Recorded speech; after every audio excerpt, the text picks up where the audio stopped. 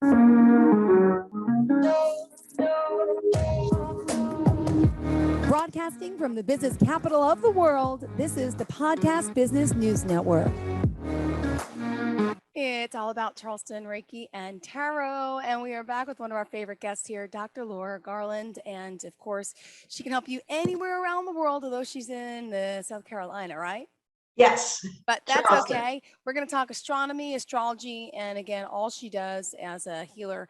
Could you give us a little bit of your background, say hello, and I know we got a good topic for today. Sure. I am a shamanic Reiki master. I also used to be a U.S. naval officer teaching nuclear physics for a while. And I've taught high school for a while. But now I work as a holistic inspiration coach, combining all of my knowledge to help people really thrive and put their life together in a way that moves them forward.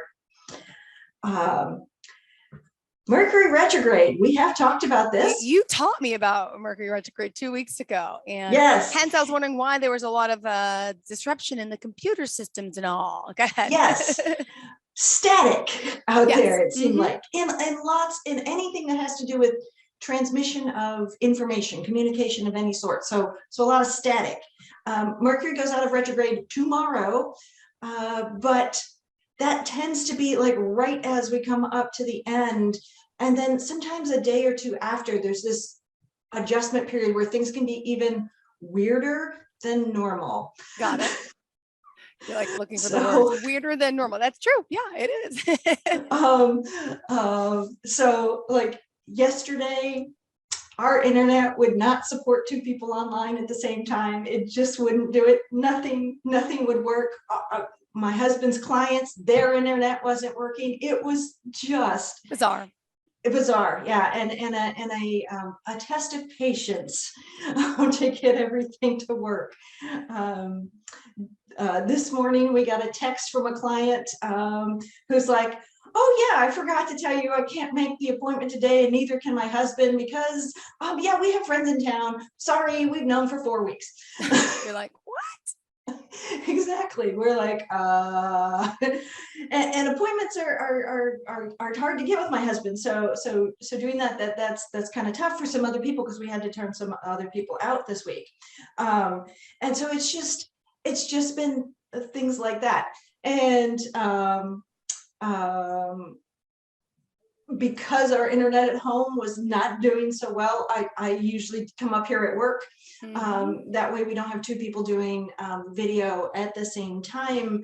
And the problem is my husband's car was parked behind mine in the driveway, and we never usually do that. So then I gotta move the cars, and he's in session, so I have to move a car, then move the other car, then move the car back. Yeah, it's a just juggling game. Yeah, it's just Mercury retrograde weirdness. So, and then on top of it, we had a new moon. For people who follow that, new moon is a time for new beginnings. But it was kind of weird because depending on literally where you were on the planet, depended on how you interpreted the new moon. Okay. Because if you were on the East Coast, the new moon landed at, I think it was 12:46 on February 1st in the morning. So middle of the night, just after midnight. But it's February 1st. So it's a February new moon. But if you were in the central time zone or westward, it landed in January. Wow. It was still January when you had new moon. And so people on the West Coast were talking all about this. There were 2 new moons in January and how this was significant for people and how it made January really important for starting new and making. But that's not the experience of the people on the East Coast. We had 1 new moon in January back on, I think it was the 3rd. And we had 1 new moon in February. which was on the 1st. Yeah. And the people on the West Coast are talking about, oh, February won't have any new moons because the next new moon is actually like the 2nd of March or something like that. But for those of us on the East Coast, or if you're living in Europe or anywhere there was only one new moon in January, and there's one new moon in February, and there's going to be one new moon in March. Wow. So depending on where you lived really could change the interpretation of what's going on for an astronomical event. This is just an astronomical event, but anybody who works as a first responder will tell you that moon phase does affect people. Well, I know when it's a full moon, I get a call from my sisters living with my father who has some heart conditions. And it's like, he is yelling at the guy at the door. He's out of control. He's getting senile. And then we look, we have to Google it because we're not as good as you with it, with our astrology. And oh my gosh, so why is that? Well, the moon does pull. I mean, our body is mostly pulling water. Our fluid. Is that what it is? And it's bouncing around his brain or That's something? one explanation, is it kind of pulls on the fluids in your body, the same as the tide, literally, I live on the coast. You're right. Yeah. So we care about tides here. Just so you know, I'm not physically on the coast, but Charleston is a coast city. So, so, you know, we care about tides here. And it's actually kind of important for us because a full moon tide here actually can determine where you can drive and where you can't drive, because we have full moon flooding anymore. Yeah, it can be a problem. So you actually do have to kind of keep up with this because around here, but it pulls on the water of the earth, but our bodies are 75% water, hopefully, at least. If you're hydrating. And so one explanation for this is it does pull on the fluid in your body and can therefore then make the delicate balance of what's going on inside your brain. You know, just a little tiny tweak can change how the chemicals in your brain, the neurotransmitters, transmit and all of this. So that's kind of the scientific explanation that people kind of look at, is that it's pulling on the fluids in your body and maybe doing some sort of little tiny tweak. And so new moon has a similar effect. There is a new moon tide, not quite like the full moon tide because of the position of the moon, but it does have an increased tide. And so a new moon can also make you feel a little bit twitchy or a little off, but it's used as in a lot of spiritual traditions, new moon is a time to start new. New moon, new start. Got it, makes sense. And then you build something until the full moon, and then you release it as you go past full moon. So that's the idea. So depending on where you were in the country or the world, you could have been looking at the most recent full moon in really big grand things because it was the second new moon in January, which very rarely happens. Okay. It's kind of like a blue moon, which is a second full moon in a month. I think they call a second new moon a black moon. Okay. But if you're on the East Coast or in Europe or somewhere like that, you're like, yeah, it's just a normal new moon. It just happens to fall at the beginning of the month. So perspective can be really important in how you interpret things. And that's part of the whole thing with Mercury retrograde, is Mercury retrograde sticks us in our own personal perspective really hard. Like, we're really stuck inside of our personal bubble, which is why communication with other people can be so off. Yeah, difficult. I cannot tell you the number of clients that I have had or my husband has had in the last week who have had fights with their significant other. Just like, because Wow. we've been in the Mercury retrograde for a while, so we're really in our personal bubble, and we interpret everything from our personal perspective, and it sometimes just sets things all off in the wrong way. So I would like the viewers to really think about the fact for the next 3 days, if you hear something that you swear is not copacetic with you, Good term. replay it in your mind a couple times and ask questions before you start off onto having a fight over nothing. Because that's what everybody has said, is when they get to the end of it, they're like, oh my God, that was over nothing. That was nothing. And so I would really ask people to really think about that. Then there's the other thing for today. We've got a lot today because today's Groundhog Day. Yes, it is. I didn't check to find out whether Phil saw his shadow or not. So I get so confused. Suppose I live out on Long Island in a town called Holtzville. So there's Holtzville Hal. Then you got Punxsutawney Phil, and then there's like Malvern Mel. I bet you they're all over. Every state has their own groundhog. So I get so confused. One saw the shadow, one didn't. Yeah, well, that would be because you live more than 50 miles apart. Yes. And then we have different weather systems. Yeah, exactly. So, but Groundhog Day is kind of a cool thing. But I've had over the years, lots of people have asked, well, why the heck do we even have Groundhog Day? What the heck is this? It actually comes from really old traditions.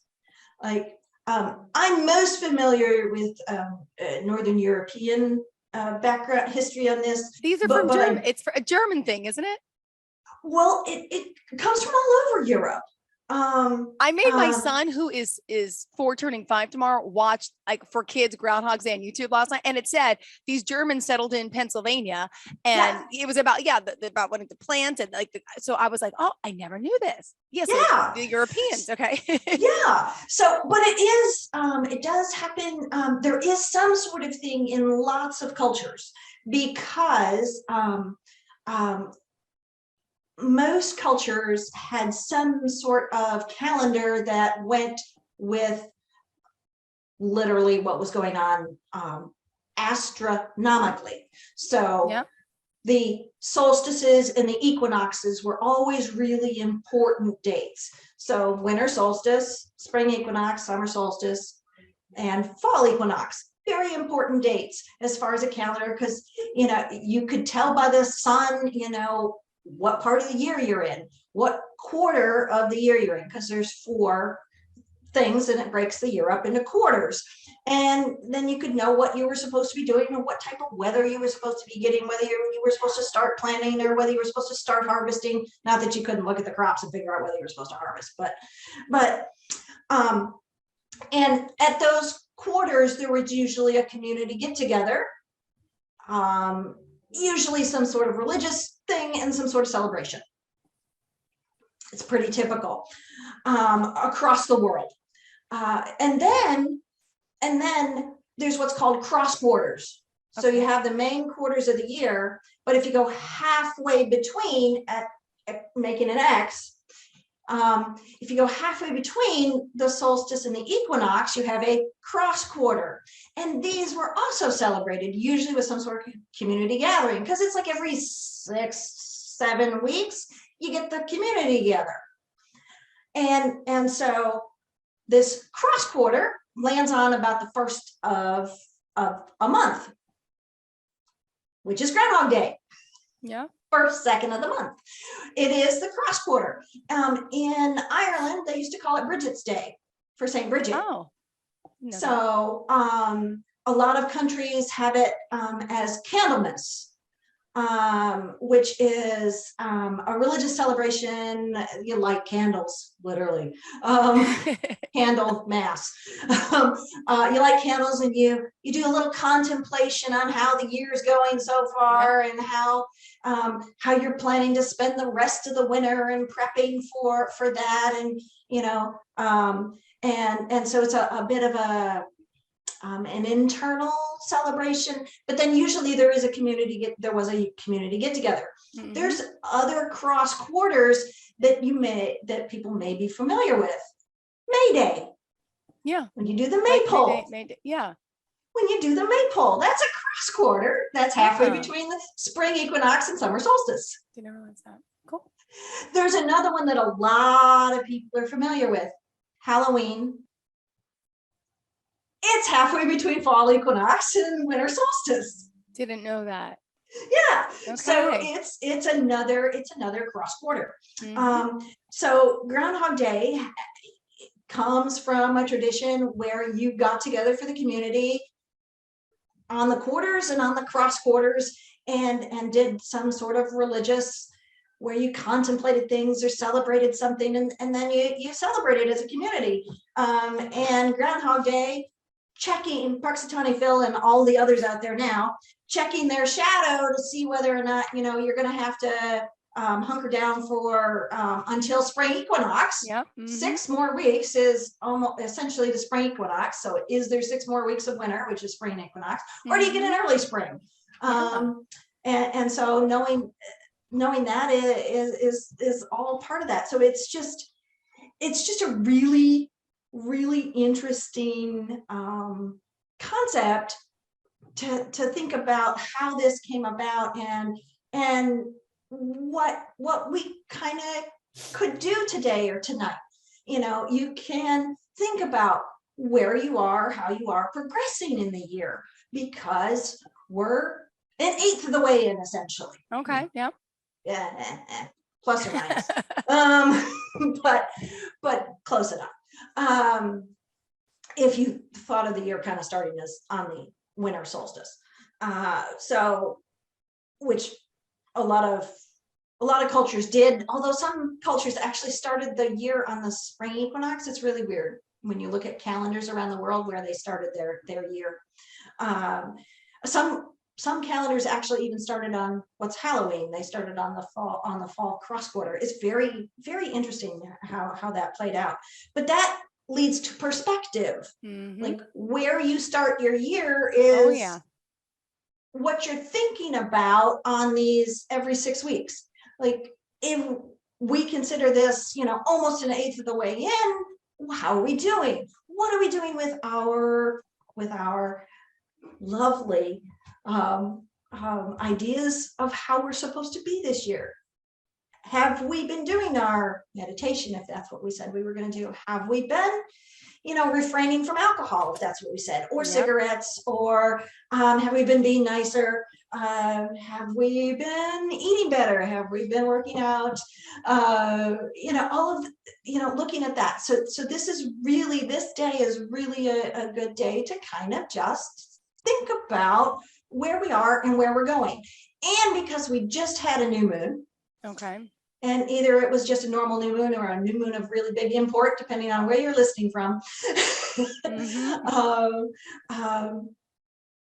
It is that new moon energy, which gives us a kick to move forward, start new again. If, things have kind of fallen off and donuts have become your friend again, or whatever, your bag of chips or sodas or whatever the heck your go-to is. If that's become your friend again and you didn't want it to be, well, just reset today. Get that new perspective, taking everything that we've got going on. Groundhog Day, new moon just happening, and we're coming out of Mercury retrograde. Take all of that and use it to propel forward with a renewed sense of purpose, a renewed sense of just feeling like you can do it this year. And I understand the sense of overwhelm. If people are feeling that, because this is when that kind of can kick in a year, especially with the wicked storms that have been being experienced, particularly. Well, actually, no, this latest one is sweeping all the way across the country. they all kind of have been Mhm. very strong. I mean, you guys had your bomb cyclone. Yeah, we got almost 2 feet of snow this weekend. That was Yeah, amazing. Yeah, hard to get out of the house, but it was beautiful, I must say. yeah, yeah. That snowfall, when it first hits, it's everything's so pristine and so beautiful. Yep. I remember those. I had a lot Uh-huh. of those. I grew up south of Syracuse, so we got lake effect all the time when I was a kid, and know about that. But we're just having very intense storms this year, and that can make you feel very overwhelmed. Mhm. Um, in some places, the coronavirus is coming down. In some places, it's still holding strong. You guys in New York, it's getting better. In the Northeast, it's getting better. We're still holding strong here with cases in Charleston. Yeah. Oh, Mhm. Really? so Is it worsening there? I mean, yeah, we're finally on um, the rebound, they say, but yes. we've our little graph is like up and down, up and down, up and down, and that seems to actually be because our state health department is refraining from reporting data on certain days. On Mhm. certain days it comes out, oh, Yep. there is zero going on, Yep. and then the next day there's a huge number. So Got it. but Got it. Got it. I look at the how many cases per 100,000, because that levels the playing field, and that's really holding very strong for us at 300 and some odd per 100,000, which is really awful. It's really awful. So I know in New York you guys were up over 400 and something for quite a while, but now it's down into the low hundreds. So that's doable. Like that, you can go out to the grocery store and not feel unsafe. Mhm. Um, Exactly. Yeah. but Oh, yeah, we currently have 12 clients with coronavirus right now. Luckily, they were all vaxxed, mhm. so it's There are very symptoms there. mild. Good. But it's been tough for people, and that's where overwhelm can come in. You know, the pandemic seems to keep rolling on for a lot of people. Winter is rolling on for a lot of people. We're having historic storms. Um, Mercury retrograde hit just and like piled on. It's just like pile on, pile on, pile on, pile on, like the snow. Yep. Exactly. Yeah. Like that 2 feet of snow, which the New York City area usually does not get. Yeah. Where I grew up in the upstate, where we got lake effect, yeah, 2 feet of snow, yeah, that was really super common for a storm. But down in New York City area, the whole metro area doesn't usually get that kind of snow. Here we got ice a week and a half ago. We Yeah. got I was ice, saying it was cold. and it was. It rained, and then the temperature went below freezing significantly enough that things iced over. And if it totally froze us, Yep. like it shuts the city down. Mhm. We have no way to work with that. They don't have removal equipment down here. The Yeah. best they can do is go get some seawater out of the harbor, and then they spray seawater, which has salt in it, which has a much lower freezing point than fresh water. And they spray seawater on stuff.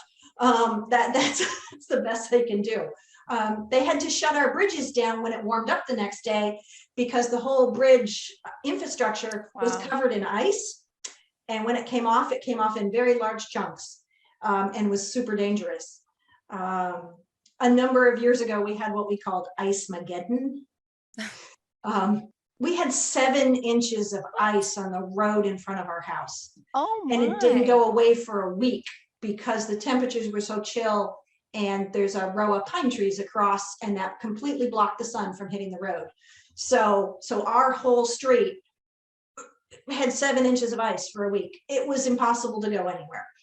And they literally had, they didn't shut the bridge down when it warmed back up. And they literally had a guy almost killed when a huge piece of ice came right through his car. So this time, as soon as that happened, they shut the bridge down. But that's more overwhelm for people. Mhm. Of It's course. Of course. because we are a city of bridges, And to get anywhere from one section to another, you have to go over a bridge. You shut the bridges down, we can't do what most people need to do here. And so it's a sense of overwhelm. Like with the excess snow and ice that lots of people are getting all across the country, it just adds to that overwhelm feel of pile on, pile on, pile on. So what we need to do is get back to making sure we're doing our meditation. Yeah. Because that's a thing that can get rid of the overwhelm.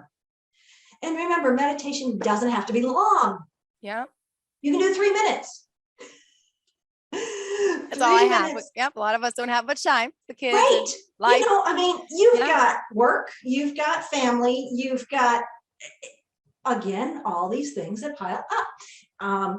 And you know, thank goodness it isn't a full moon, because then you'd be getting a call about, you know, a lot of us get calls about elderly parents actually during full moon. Yeah. I've been known to get that call too. So yes. I have a dad who's 91, and he's doing okay most of the time, but you know, he's 91. So sometimes a little off. Again, just a pile on. So if you don't have that lot of time, 3 minutes is 3 minutes. You can get a metronome app. These are free. You can get free metronome apps.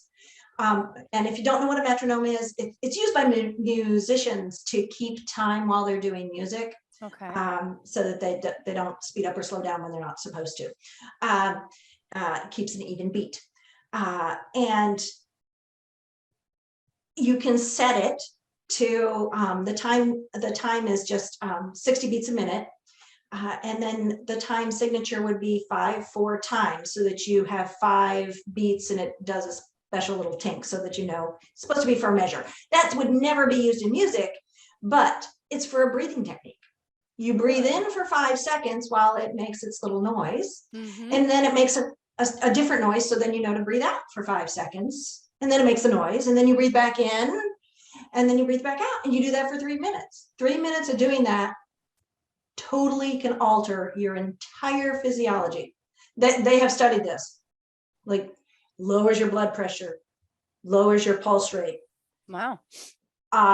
Changes your blood chemistry, can improve your immune response. There's immunoglobulins that help with immune function. They've literally measured this. Just 3 minutes of doing that can make a complete shift. And if you're in a feeling of overwhelm, if you're in a feeling of, oh my gosh, I've failed because I haven't completed my New Year's resolutions. I've heard this week. I've failed. I'm like, no, you didn't. Today's a new day. Yep. Just pick it back up again. Just pick it back up again. And the fastest, easiest way to get back into a groove is actually to do that 3-minute meditation.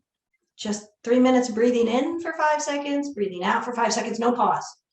No pause when you breathe in, no pause when you breathe out. This actually physically shifts your body into actually your brain waves. When they measure them, it shifts us in what's called an alpha state, which is that meditative state. It puts you into it like that. Yeah. If you practice this, you'll literally go into that calm, relaxed state in just a few breaths. And it really helps. If you have decisions you need to make, breathe for this 3 minutes, your mind will relax and clear, and then you can make decisions much more cleanly, and you won't doubt yourself. You won't be all worried about it, because your mind will have been clear when you do this. So just some tips, just some ideas. We love it. We love it. And if someone wants to reach out to you, contact you, do you offer initial discovery call? Could you explain that and how it works? Sure. Yes, we definitely do, because we want to make sure on a discovery call whether or not we mesh. We got to mesh. if you're going to work with me and I'm going to work with you, I want to make sure that this works and that we're not at cross purposes. So sure, we can do, I do a 15 to 20 minute discovery call usually. And actually these days, a lot of times we'll just set up a Zoom. So that we can actually face-to-face without necessarily being anywhere near each other. Like you could be in Europe and So I cool. can work with you, or Australia or anything. Although my client in New Zealand, trying to get the time right sometimes is just really too much. It can be really awkward, but we work it out.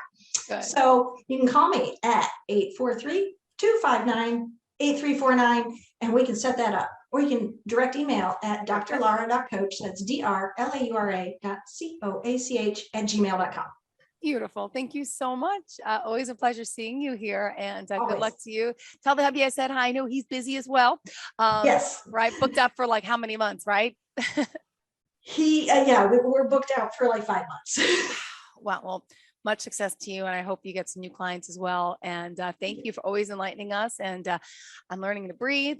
And then I think once you start the meditation process, because I used to, and I stopped, it's slowly but surely you start with the 3, and you're going to want to do more. It's like working out. It's so Yes. I'll get back into it too. Thank you for that tips and reminder. Have a great day, sweetheart. Thank you. All right. Are you looking for even more of the podcasts and hosts that you love? The Podcast Business News Network is proud to announce that you can now listen live on the MyTuner Radio and online Radio Box apps for iOS, Android, and the Amazon App Store. Or check us out online. Search for Business News Network on mytuner-radio.com or search Podcast Business News Network on onlineradiobox.com/US so you don't miss a minute of the action.